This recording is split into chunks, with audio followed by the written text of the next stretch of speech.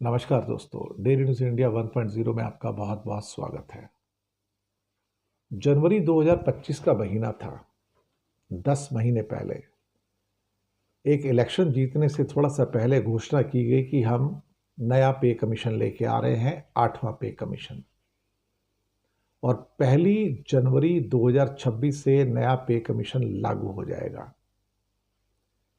1 जनवरी 2026 को अब सिर्फ 2 महीने बचे हैं और कल फिर से एक फैसला आता है कि 8th पे कमीशन को मंजूरी मिल गई है। 10 महीने बाद, अनाउंसमेंट करने के 10 महीने बाद मंजूरी मिली है और फिर कहा है कि 18 महीने का टाइम दिया गया है जहां पे कमीशन अपनी रिपोर्ट देगा।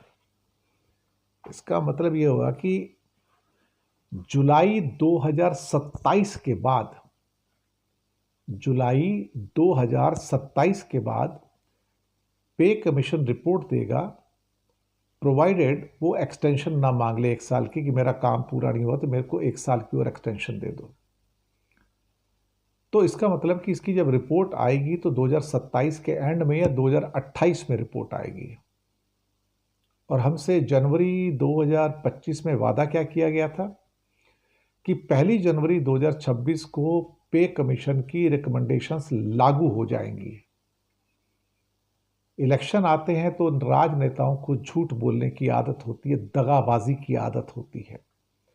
यहां पे मोदी सरकार ने दगाबाजी की है, धोखा दिया है सेंट्रल गवर्नमेंट एम्प्लॉयज़ को भी और पेंशनर्स को भी कि अब जनवरी 2025 में आपका सब कुछ हो जाएगा।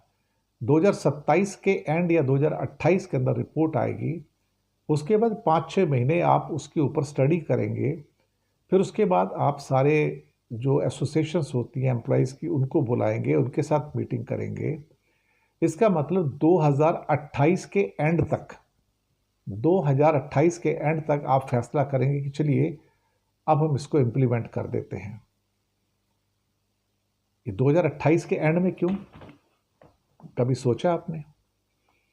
2028 के एंड में इसलिए क्योंकि 2029 अप्रैल मई के अंदर इलेक्शंस हैं लोकसभा के। तो लोकसभा के इलेक्शंस के अंदर आपको फिर से वोट चाहिए होंगे।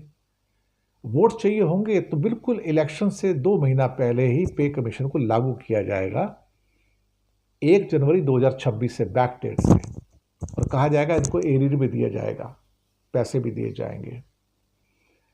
इसका मतलब है कि इस पे कमीशन का यूज जो है मोदी सरकार बेसिकली 2029 के इलेक्शन को एनकैश करने में यूज करेगी।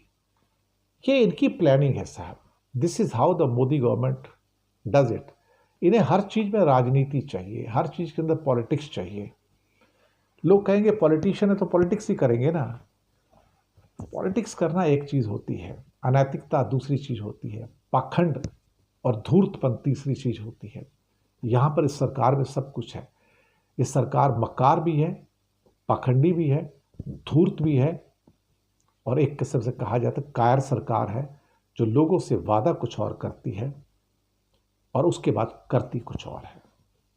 यहां पर एम्प्लॉयज़ के साथ में 1 करोड़ से ज़्यादा सेंट्रल गवर्नमेंट के एम्प्लॉयज़ और पेंशनर के साथ में, जिसमें आर्म्ड फोर्सेज और रेलवे भी है, दगा की है। ये दगाबाज सरकार है, धोखेबाज सरकार है।